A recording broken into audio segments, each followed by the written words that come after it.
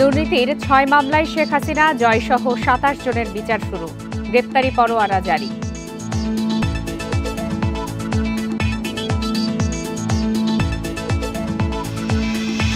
ফেনীতে শিক্ষার্থী মাসুম হত্যা মামলায় হাসিনা, কাদের সহ ২২১ জনের বিরুদ্ধে চার্জশিট দাখিল। ট্রাক থেকে চাঁদাবাজির অভিযোগে বেনাপোল স্থলবন্দরে ৬৫ আনসার সদস্যকে প্রত্যাহার, শাস্তিমূলক বদলি জানিয়েছেন বন্দর কর্তৃপক্ষ।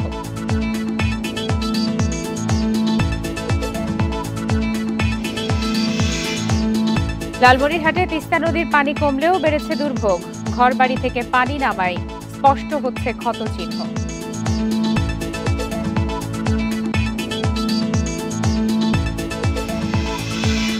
চট্টগ্রাম বন্দরে ৪০% শুল্ক বাড়ানোর প্রস্তাবে সাই মন্ত্রণালয়ের, বর্তমান পরিস্থিতিতে বিপাকে পড়ার শঙ্কায় ব্যবসায়ীরা।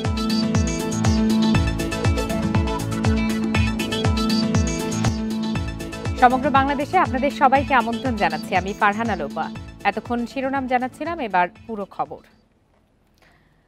প্লট দুর্নীতির ৬ মামলায় শেখ হাসিনা ও তার পরিবারের ৭ সদস্য সহ ২৭ জনের বিচার শুরু হয়েছে। সকালে ঢাকা বিশেষ জজ আদালতের বিচারক অভিযোগ গঠন করে বিচার শুরুর আদেশ দেন। আদালতে কোনো আসামি হাজির না থাকায় তাদের বিরুদ্ধে গ্রেপ্তারি পরোয়ানা জারি করা হয়। মামলায় অভিযুক্ত শেখ হাসিনা পরিবারের সদস্যরা হলেন শেখ হাসিনার ছেলে সজীব ওয়াজেদ জয়, মেয়ে সাইমা ওয়াজেদ পুতুল, বোন শেখ রেহানা, রেহানার মেয়ে টিউলিপ সিদ্দিক, আজমিনা সিদ্দিক ও ছেলে রাদওয়ান মুজিব সিদ্দিক। দুদকের আইনজীবী জানান, আসামিরা উপস্থিত না হলে তাদের অনুপস্থিতিতে বিচার কাজ চলবে। শেখ হাসিনা ও তার পরিবারের সদস্যদের মামলার সাক্ষ্য গ্রহণ ১১ আগস্ট, রেহানার পরিবারের মামলার সাক্ষ্য গ্রহণ ১৩ আগস্ট। পূর্বাচল নতুন শহর প্রকল্পে ৩০ কাঠার প্লট বরাদ্দে অনিয়ম ও জালিয়াতিতে জড়িত থাকার অভিযোগ শেখ পরিবারের সদস্যদের বিরুদ্ধে। রাষ্ট্রের সর্বোচ্চ পদে থেকে শেখ হাসিনা তার পরিবারের সদস্যদের এই প্লট পাইয়ে দিতে প্রভাব বিস্তার করেন। এতে সহায়তা করেন গৃহায়ন ও গণপূর্ত এবং রাজুকের বেশ কয়েকজন কর্মকর্তা। মৃত্যুদণ্ডের সাজা যেখানে আছে সেইখানে সাফা অর্থাৎ স্টেট ডিফেন্স দেওয়া হয়, রাষ্ট্র তাদেরকে প্রতিপক্ষ হয়ে কাজ করে। কিন্তু যেহেতু এইখানে সর্বোচ্চ সাজা যাবজ্জীবন, আর তার নিচে ৭ বছর, ১০ বছর, ৩ বছর, ৪ বছর আছে, এখানে সেই সুযোগ নেই, আইনগত কোনো সুযোগ নেই, তার পক্ষে কেউ দাঁড়ানোর কোনো সুযোগ নেই। তাকে এসে সারেন্ডার করতে হবে, জামিন নিতে হবে এবং অথবা ফেস করতে হবে, মামলা ফেস করতে হবে। ট্রাক থেকে চাঁদা আদায়ের অভিযোগে বেনাপোল স্থলবন্দরের ৬৫ আনসার সদস্যকে প্রত্যাহার করা হয়েছে। বন্দরে আমদানি রপ্তানি পণ্যের নিরাপত্তা ও পণ্যবাহী ট্রাকের গেট পাস পরীক্ষা নিরীক্ষায় ১৬৩ আনসার ও বেসরকারি নিরাপত্তা সংস্থা পিমার ১২৯ জন সদস্য দায়িত্বে রয়েছেন। বন্দরের বিভিন্ন গেটে পণ্যবাহী ট্রাক যাতায়াতে কাগজপত্র যাচাই বাছাইও করেন তারা। এ সময় প্রতি ট্রাকে ২০ থেকে ৩০ টাকা পর্যন্ত চাঁদা আদায় করা হয়। বিষয়টি নিয়ে বিভিন্ন গণমাধ্যমে সংবাদের পর কর্তৃপক্ষের নির্দেশে ২ দফায় বেনাপোল বন্দর থেকে ৬৫ আনসার সদস্যকে বদলি করা হয়। ব্যাটালিয়নের সব সদস্যদেরকে প্রত্যাহার করা হবে বলে জানান বন্দরের উপপরিচালক মামুন কবির তরফদার। ফরিদপুরে ব্যাটারি চালিত অটোরিকশা চালক শওকত মোল্লা হত্যা মামলায় ৫ আসামির মৃত্যুদণ্ড দিয়েছে আদালত। দুপুরে অতিরিক্ত জেলা ও দায়রা জজ মাকসুদুর রহমান এই রায় ঘোষণা করেন। রায় ঘোষণার সময় ৬ আসামির মধ্যে ৫ জন আদালতে উপস্থিত ছিলেন। ২০১৯ সালের ১৪ নভেম্বর শওকত মোল্লার অটোরিকশাটি ভাড়া করে কয়েকজন যুবক। পরে তারা শওকত মোল্লাকে শহরের বাইপাস এলাকায় নিয়ে শ্বাসরোধে হত্যা করে অটোরিকশাটি নিয়ে পালিয়ে যায়। এ ঘটনায় নিহতের বাবা বাদী হয়ে কোতোয়ালি থানায় মামলা করেন। এদিকে নওগাঁয় স্কুল ছাত্রকে অপহরণ করে হত্যার ঘটনায় ২ আসামির মৃত্যুদণ্ড এবং ধর্ষণ ও পর্নোগ্রাফি মামলায় ২ আসামির যাবজ্জীবন কারাদণ্ড দিয়েছে আদালত।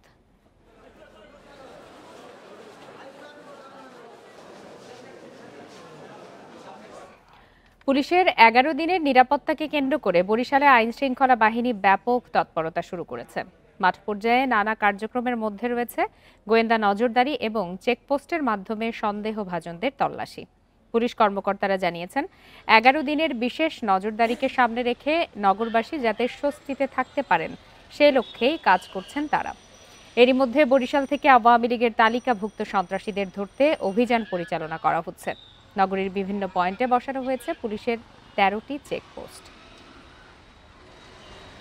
আমাদের ডিবি টিম কাজ করছে, সিটিএসবি টিম কাজ করছে, সবগুলো বিষয় নিয়ে। এছাড়া আমাদের যে দৃশ্যমান যে ফোর্সগুলো আছে সেগুলো আমরা এটা বাড়াই দিছি এবং এটা বিভিন্ন জায়গায় শহরের আমাদের পার্টি দেওয়া হচ্ছে, প্লাস চেকপোস্টও করা হচ্ছে। সাতক্ষীরার সুন্দরবনে অভিযান চালিয়ে একটি দেশি আগ্নেয়াস্ত্র ও গোলাবারুদ জব্দ করা হয়েছে।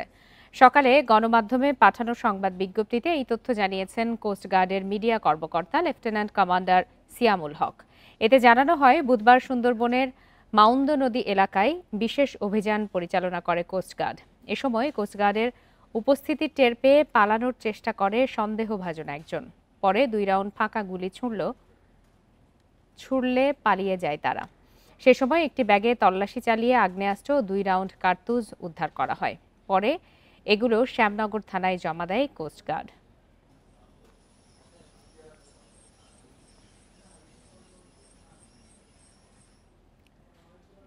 লালমনিরহাটে তিস্তার পানি কমায় ঘরবাড়িতে ফিরতে শুরু করেছে লোকজন। পরিস্থিতির উন্নতি হলেও কাটেনি বানভাসী মানুষের দুর্ভোগ। অধিকাংশ ঘরবাড়ি ও রাস্তাঘাট ভেঙে গেছে। স্যানিটেশন ব্যবস্থা ভেঙে পড়ায় বাড়ছে স্বাস্থ্য ঝুঁকি। তিস্তার পানি কমায় লালমনিরহাটে উন্নতি হচ্ছে বন্যা পরিস্থিতির, সেই সাথে স্পষ্ট হয়ে উঠছে ক্ষয়ক্ষতির চিহ্ন। তবে এখনও দুর্ভোগে দিন কাটছে তিস্তা পাড়ের 15 গ্রামের মানুষের। বন্যায় ক্ষতিগ্রস্ত হয়েছে ঘরবাড়ি ও রাস্তাঘাট। পুকুর ও ঘেরের মাঝ ভেসে যাওয়ায় দিশেহারা মৎস্য চাষিরা।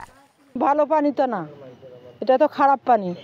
আমরা গরু ছাগল নিয়ে কোথাও যাইতে পারি না। আমাদের বন্যাতে সব মাছ চলে গেছে, এখন যে আমরা বন্যাতে মাছ কিভাবে করবো না এখন সব জানে। সরকারি কোনো অনুদান এ পর্যন্ত আমরা চোখে দেখিনি, কোনো সরকারি লোক আমাদের কাছে এ পর্যন্ত পৌঁছেনি।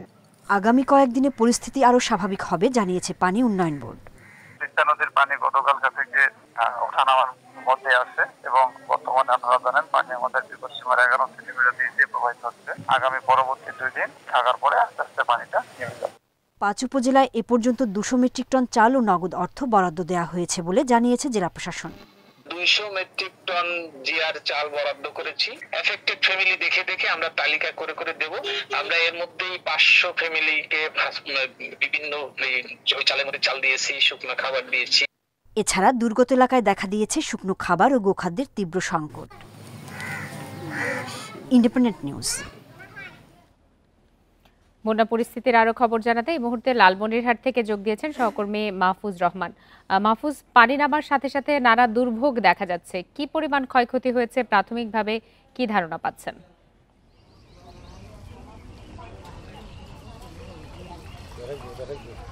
দেখুন, গতকাল সকাল থেকে কিন্তু লালমনিরহাটের যে তিস্তা তীরবর্তী নিম্নাঞ্চল আছে সেই নিম্নাঞ্চলে কিন্তু পানি প্রবাহ বেড়ে যায় এবং সেখানে স্বল্পমেয়াদী কিন্তু বন্যা দেখা দেয়। বন্যা দেখা দেওয়ার পরে আমরা তিস্তার অববাহিকায় বিভিন্ন নিম্নাঞ্চল ঘুরে যেমনটি দেখেছি যে সেখানে পানিবন্দী হয়ে পড়েছিল প্রায় 5000 মানুষ। কিন্তু গতকাল সন্ধ্যার পর থেকে সেখানে কিন্তু পানি কমতে থাকে এবং সাধারণ মানুষের বন্যা পরবর্তী যে ভোগান্তি, সেই ভোগান্তির সৃষ্টি হয় এবং আমরা দেখেছি যে গবাদি পশু সহ মানুষের চলাচলের যে রাস্তা রয়েছে সেটি কিন্তু ক্ষয়ক্ষতি হয় এবং তারা ভোগান্তিতে পড়ে।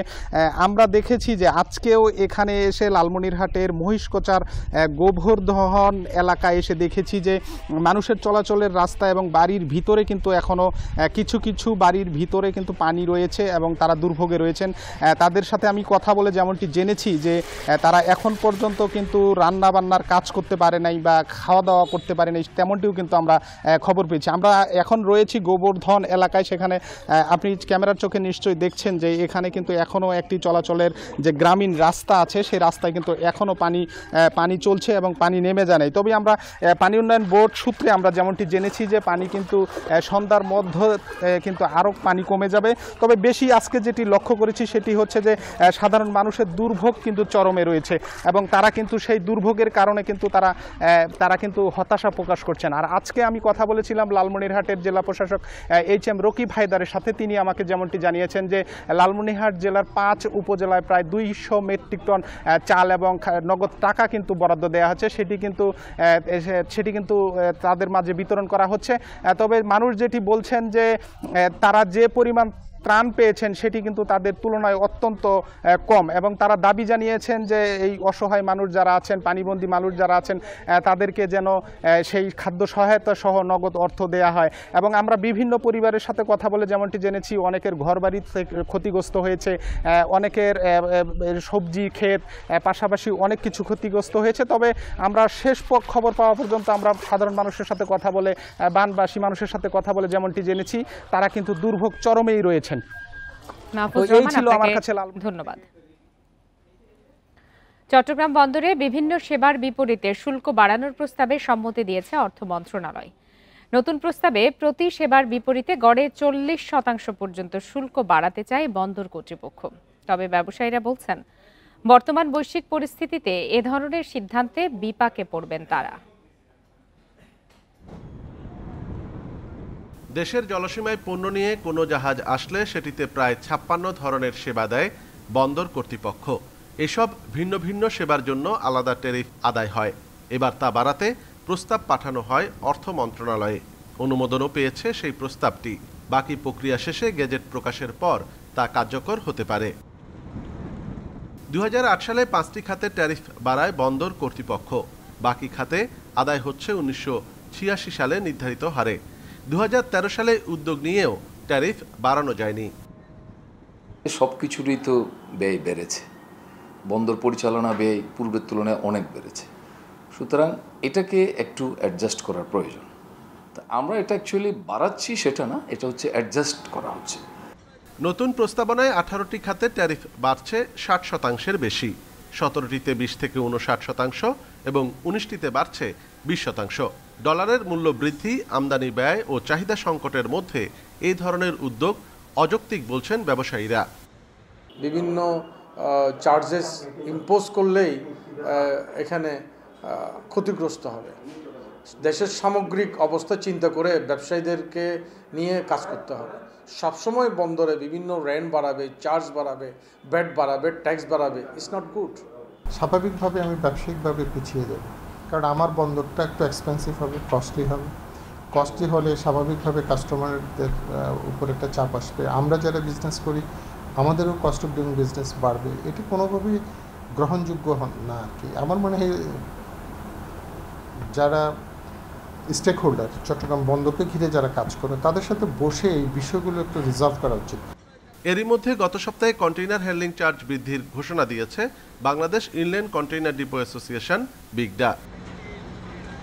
অনুপম শীল, ইন্ডিপেন্ডেন্ট নিউজ, চট্টগ্রাম। ঝিনাইদহের শৈলকুপা উপজেলার নিত্যানন্দনপুর ইউনিয়ন পরিষদ কার্যালয়ে তালা দেওয়ার অভিযোগে বিএনপির 6 নেতাকর্মীকে আটক করেছে সেনাবাহিনী। দুপুরে অভিযান চালিয়ে ইউনিয়ন বিএনপির সাধারণ সম্পাদক মহিদুল ইসলাম ও তার সহযোগীদের আটক করা হয়। স্থানীয়রা জানান, বিএনপি নেতা মহিদুল ইসলাম ভিজিডি কর্মসূচির আওতায় চাল বিতরণের কার্ড প্রদানে তার পছন্দের লোকের নামের তালিকা দেন। সেই অনুযায়ী কার্ড না পাওয়ায় সকালে তার অনুসারী 20 থেকে 25 জনকে নিয়ে ইউনিয়ন পরিষদে যান মহিদুল। এ সময় সচিব হাফিজুর রহমানকে তুলে নিয়ে যায় তারা। পাশাপাশি পরিষদের ভেতরে সেবা প্রত্যাশী ও কর্মচারীদের আটকে রেখে তালা ঝুলিয়ে দেয়। পরে সেনাবাহিনী গিয়ে তাদের উদ্ধার করে এবং অভিযান চালিয়ে মহিদুল সহ 6 জনকে আটক করে।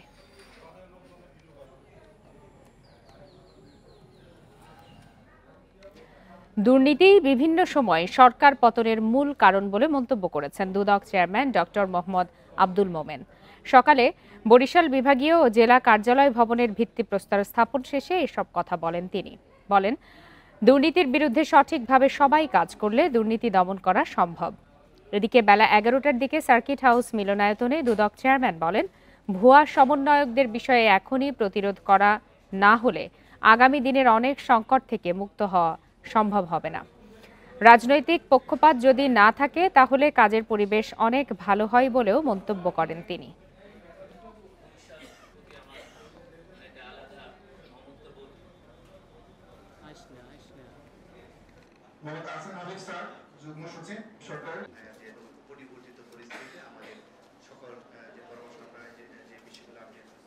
কি কারণে বিভিন্ন সময় সরকারগুলির এরকম অধঃপতন হয়?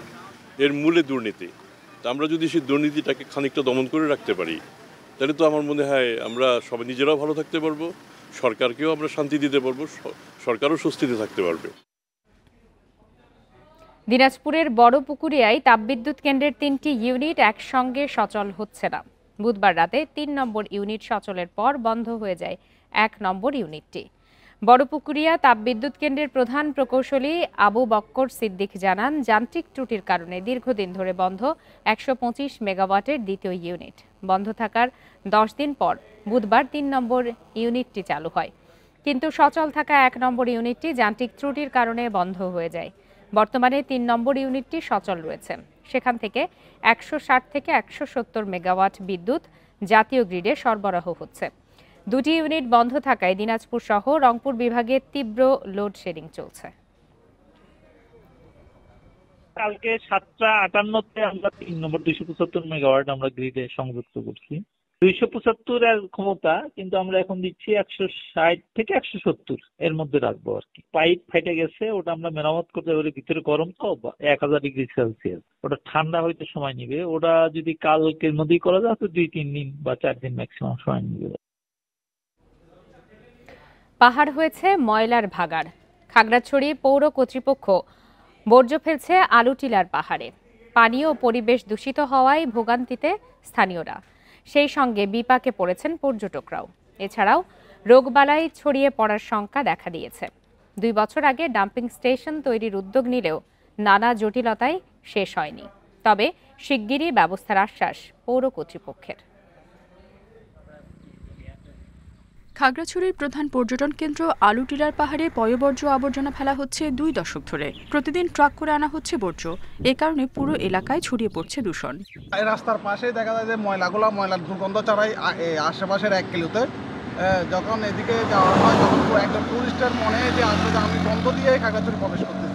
দুর্গন্ধে স্থানীয়দের পাশাপাশি অতিষ্ঠ আশেপাশের লোকজনও। পাহাড়ের পরিবেশ বাঁচাতে দ্রুত ব্যবস্থা নেওয়ার দাবি তাদের। আলোকেরা যেগুলো ময়লা ফেলায় এই জায়গায় থেকে আছে, আমরা তো আর এখানে টিউবওয়েল বয়লেই হয় না, কিছু বয়লেই হয় না, আমরা বাধ্য এই পানি ব্যবহার করতে হয়। পুকুর টুকুর নাই, আবার আমাদের তো মোটরও নাই, ফাইবার টিউবওয়েল তো নাই, এগুলো স্নান করতে হয়, এগুলো ব্যবহার করতে হয়। ময়লা পোড়ানোর ধোঁয়ার কারণে শ্বাসকষ্ট সহ নানা রোগের ঝুঁকি বাড়ছে। এছাড়া ঝিরি ঝরার পানিতে দূষণের কারণে ডায়রিয়া, টাইফয়েড সহ পানিবাহিত রোগেরও শঙ্কা চিকিৎসকদের। বিভিন্ন চর্মরোগের সমস্যা হতে পারে। একই সাথে এই আবর্জনা থেকে অ্যালার্জিক রিয়াকশন, হাঁপানি এগুলো আক্রান্ত হতে পারে এবং এগুলোর প্রকোপ বেড়ে যেতে পারে। বর্জ্য ব্যবস্থাপনার জন্য 2023 সালে 14 কোটি টাকা খরচ করে ডাম্পিং স্টেশন তৈরির কাজ শুরু হয়। তবে জনবহুল এলাকা হওয়ায় স্থানীয়দের প্রতিবাদে তা আটকে যায়। বিকল্প চিন্তা করছি। আমরা ভাবছি যে যদি আমাদের যে ডাম্পিং স্টেশনটি রয়েছে সেটির তো অবকাঠামো আছে, সেই অবকাঠামো ব্যবহার করে আমরা যদি একটি পূর্ণাঙ্গ কম্পোস্ট প্ল্যান্ট বা বায়োগ্যাস প্ল্যান্ট করতে পারি, তাহলে এটি একটি অর্থকরী উপায় হিসেবে এলাকাবাসীর কাছে সমাদৃত হতে পারে। পর্যটকদের অন্যতম আকর্ষণ কেন্দ্র এই পাহাড়ের পরিবেশ ও সৌন্দর্য রক্ষায় বর্জ্য ব্যবস্থাপনায় দ্রুত ব্যবস্থা নেওয়ার দাবি স্থানীয়দের। Independent news. নেত্রকোনার হাওড় অঞ্চলের 4 উপজেলার 7টিরও বেশি নৌঘাটের বেহাল দশা। যাত্রীদের জন্য নেই ছাউনি, নিরাপদে ওঠানামার ব্যবস্থা সহ নাগরিক সুবিধা। এতে বেশি দুর্ভোগে পড়েন শিশু, রোগী ও বয়স্করা। ঘাট সংস্কার ও আধুনিকায়নের দাবি যাত্রী ও নৌকা চালকদের। এদিকে সমস্যা সমাধানে উদ্যোগ নেয়ার কথা জানিয়েছে জেলা প্রশাসন। নেত্রকোনার হাওড় অঞ্চল মদন, মোহনগঞ্জ, খালিয়াজুড়ি ও কলমাকান্দায় রয়েছে 115 কিলোমিটারের নৌপথ। বর্ষায় হাওড় পাড়ের প্রায় 7 লাখ মানুষ চলাচল করে এইসব নৌরুটে। স্থানীয়দের দাবি, নৌপথটির 60টিরও বেশি ঘাটে নেই যাত্রীদের পর্যাপ্ত সুবিধা। ঘাটগুলোতে নৌযানে যাত্রী ওঠানামার সুব্যবস্থা না থাকায় রোগী, বয়স্ক মানুষসহ যাত্রীরা পড়েন বিড়ম্বনায়। যাত্রী ছাউনি না থাকায় রোদ ও বৃষ্টিতে ভোগান্তিতে পড়েন তারা। এছাড়া নৌকায় ওঠানামায়ও প্রায় ঘটছে দুর্ঘটনা। অনেক সময় পিছলাকায় পড়ে যায়, কিন্তু তারপরও আমরা একটা অসুবিধার মধ্যে আছি। আমাদের ভালো ঘাট নেই, নৌকাগুলা যে ভিড়াইবো উঠতে অনেক সমস্যা, অনেক সময় নৌকা ওঠার সময় আমরা পড়ে যাই। নৌঘাটগুলোর আধুনিকায়নের পাশাপাশি নিরাপদ যাতায়াতে সরকারের পদক্ষেপ নেওয়ার দাবি স্থানীয়দের। ব্যবস্থা করে বা একটা বাথরুমের ব্যবস্থা করে বা আমরা যাইতেছে যে আয়রন মুক্ত পানি ব্যবস্থা করে, তাহলে অনেক জনসাধারণের লেগে অনেক উপকারে আসে। নৌঘাটের সমস্যা সমাধানের আশ্বাস দিয়েছেন জেলা প্রশাসক। পর্যায়ক্রমে পদক্ষেপ নেওয়ার কথা জানান তিনি। যাত্রী ছাউনি আমরা এটা করে দিতে পারবো, জেলা পরিষদ থেকে আমরা যাত্রী ছাউনির ব্যবস্থা করতে পারবো। কিন্তু যেটা আপনি ওয়াশ ব্লকের কথা বলছেন, ওয়াশ ব্লকটা আমরা করে দিতে পারবো, কিন্তু এখানে তো মানুষ মুভমেন্টের উপরে থাকে। এই মুভমেন্ট অবস্থায় যদি ওখানে ওয়াশ ব্লক বা ওয়াশ বাথরুম দেওয়া যায় আমরা অবশ্যই দেব। নেত্রকোনার হাওড় অঞ্চলের মানুষের যাতায়াত এবং পণ্য পরিবহনে এই নৌপথগুলোর গুরুত্বপূর্ণ ভূমিকা রাখে। এসব নৌপথে চলাচল করে অন্তত 2000 যাত্রীবাহী নৌযান। Independent news. নোয়াখালী সদরে জলাবদ্ধতা নিরসনে অবৈধ স্থাপনা উচ্ছেদ ও বাঁধ কেটে পানি নিষ্কাশনে অভিযান চালিয়েছে প্রশাসন। সকাল থেকে সদর উপজেলা সহকারী কমিশনার শাহনেওয়াজ তানভীরের নেতৃত্বে এই অভিযান শুরু হয়। সেনাবাহিনী, আনসার ও স্থানীয় স্বেচ্ছাসেবীদের 2টি ইউনিয়নের বিভিন্ন স্থানে অভিযান চালানো হয়। এ সময় পানি উন্নয়ন বোর্ড ও জেলা পরিষদের মালিকানাধীন খালের ওপর গড়ে তোলা স্থাপনা ও বাঁধ অপসারণের পাশাপাশি খালে জমে থাকা ময়লা আবর্জনাও অপসারণ করা হয়। উপজেলার সবগুলো খাল দখলমুক্ত না হওয়া পর্যন্ত এই অভিযান চলবে। এছাড়া অবৈধ স্থাপনা নির্মাণকারীদের সতর্ক করা হয়েছে। ভবিষ্যতে একই অপরাধ করলে তাদের বিরুদ্ধে ব্যবস্থা নেওয়া হবে বলেও জানান তিনি। সরবরাহ বাড়ায় চাঁদপুরে দাম কমছে ইলিশের। আকার ভেদে কেজি প্রতি 400 থেকে 500 টাকা দাম কমেছে। সুস্বাদু আর তাজা ইলিশ কিনতে দূর দূরান্ত থেকে চাঁদপুরে জড়ো হচ্ছেন ক্রেতারা। তবে নদীতে নাব্য সংকট থাকায় সাগরের তুলনায় নদীতে চাহিদা অনুযায়ী মিলছে না ইলিশ। ক্রেতা বিক্রেতার হাট ডাকে জমজমাট চাঁদপুর বড় স্টেশন মাছঘাট। 2 সপ্তাহ ধরে প্রতিদিন গড়ে 200 থেকে 400 মণ ইলিশ কেনাবেচা হচ্ছে এই ঘাটে। ভরা মৌসুমে ইলিশের সরবরাহ বাড়ায় কমতে শুরু করেছে দামও। কেজিতে 400 থেকে 500 টাকা কমে 1 কেজি ওজনের ইলিশ বিক্রি হচ্ছে 2200 থেকে 2300 টাকায়। 1 কেজির বেশি ওজনের ইলিশের দাম 2600 থেকে 2700 টাকা। সুস্বাদু আর তাজা ইলিশ কিনতে দূর দূরান্ত থেকে ভিড় করছেন খুচরা ও পাইকারি ক্রেতারা। মাছের পরিমাণ কম ছিল, ইদানিং তবে কিছু পরিমাণ মাছ বাড়ছে। আগে তো মাছের কেজি আসছিল 3000 টাকা, বর্তমানে অরিজিনাল চাঁদপুরের যে পদ্মার ইলিশ ওইটা হলো 2600 থেকে 2700 টাকা। এখান থেকে মাছ কেনার মেন উদ্দেশ্য হচ্ছে অথেন্টিক পিওর চাঁদপুরের মাছটা যেতে পাই, এই কারণে আমরা এখানে আসা। এই জায়গায় একটু কিছু সেফটি পাওয়া যায় আর কি, দাম কমার জন্য। তো চাঁদা থেকে এই জায়গায় কিছুটা দাম কম আছে আর কি। এবার সাগরে গিয়ে পর্যাপ্ত ইলিশ পেয়েছে জেলেরা। তাদের দাবি প্রতি ট্রলারে 6 থেকে 11 লাখ টাকার ইলিশ পেয়েছেন। একটা নৌকা ছেড়ে গেলে প্রায় 8-10 দিন জাল বাইলে 2 লক্ষ 2.5 লক্ষ টাকা খরচ। এখন আমরা এই 10 দিন 8 দিন জাল বাই আল্লাহ দিলে 7-8 লাখ টাকা রুজি করছি। তবে মেঘনায় পানি কম থাকায় সাগরের ইলিশ সেখানে যেতে পারছে না, ফলে চাহিদা অনুযায়ী মিলছে না ইলিশ মাছ। তবে সরবরাহ বাড়লে দাম কম থাকে বলে জানান মাছ ব্যবসায়ীরা। জুলাই, আগস্ট, সেপ্টেম্বর মাস ইলিশের ভরা মৌসুম। তো এই ভরা মৌসুম অনুযায়ী ইলিশের সরবরাহ একদম কম। হ্যাঁ, তো আসলে যে পরিমাণ মাছ আসছে সেটা আমাদের চাহিদা অনুযায়ীও না, ভোক্তাদের চাহিদা অনুযায়ী না। চাঁদপুর মৎস্য গবেষণা কেন্দ্রের দাবি এবছর 3000 কোটি বেড়ে 44,000 কোটি জাটকা উৎপাদন হয়েছে। Independent news. পঞ্চগড়ে 2 সীমান্ত এলাকা দিয়ে নারী সহ 17 জনকে পুশিন করেছে বিএসএফ। সকালে বাঙালপাড়া ও ভজনপুর সীমান্ত এলাকা থেকে তাদের আটক করে বিজিবি। আটককৃতদের মধ্যে 8 জন পুরুষ ও 9 জন নারী রয়েছেন। বিজিবি জানায় গতরাতে বাঙালপাড়া সীমান্ত এলাকা থেকে 10 জন ও ভজনপুর সীমান্ত থেকে 7 জনকে পুশিন করে বিএসএফ। সকালে সীমান্ত এলাকা থেকে তাদের আটক করা হয়। আটককৃতদের সদর থানা পুলিশের কাছে হস্তান্তর করা হয়েছে। গত 3 মাসে 9 দফায় পঞ্চগড়ের বিভিন্ন সীমান্ত দিয়ে 140 জনকে পুশিন করেছে বিএসএফ।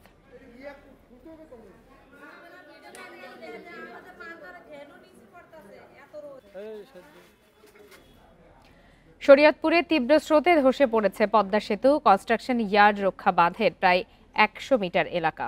বৃহস্পতিবার ভোর থেকে এই ভাঙন দেখা দেয় জাজিরা নাওডোবার মাঝিরঘাট এলাকায়। ভাঙনে অন্তত 10টি বসতঘর নদীতে বিলীন হয়েছে। আতঙ্কে বসতঘর সরিয়ে নিচ্ছে স্থানীয়রা। ভাঙন ঠেকাতে জিও ব্যাগ ও জিও টিউব ডাম্পিং অব্যাহত রেখেছে পানি উন্নয়ন বোর্ড। তবে স্রোত ও বৃষ্টির কারণে বাধাগ্রস্ত হচ্ছে ডাম্পিংয়ের কাজ। এর আগে কয়েক ধাপে রক্ষা বাঁধের 450 মিটার এলাকা ধসে যায়।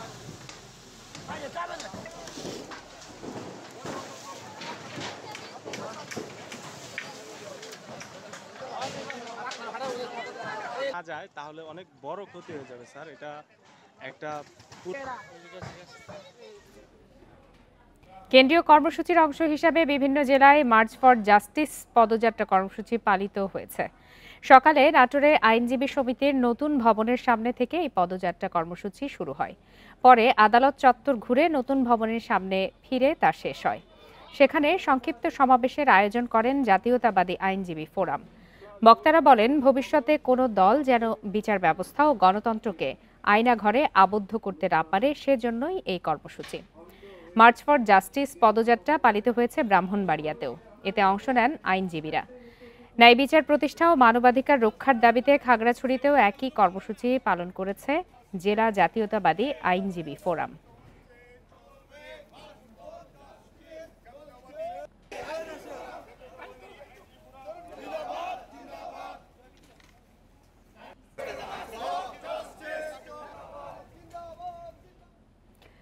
জুলাই গণঅভ্যুত্থান দিবস উপলক্ষে গোপালগঞ্জে প্রতীকী ম্যারাথন অনুষ্ঠিত হয়েছে। সকাল 7টায় জেলা প্রশাসকের কার্যালয়ের সুশাসন চত্বর থেকে শুরু হয় প্রতীকী ম্যারাথন। জেলা প্রশাসন ও যুব উন্নয়ন অধিদপ্তর এই প্রতীকী ম্যারাথনের আয়োজন করে। এতে অংশ নেন বিভিন্ন শ্রেণী পেশার মানুষ। প্রতীকী ম্যারাথন শহরের বিভিন্ন সড়ক প্রদক্ষিণ করে সুশাসন চত্বরে এসে শেষ হয়। পরে জেলা প্রশাসকের কার্যালয়ের সম্মেলন কক্ষে অনুষ্ঠিত হয় আলোচনা সভা।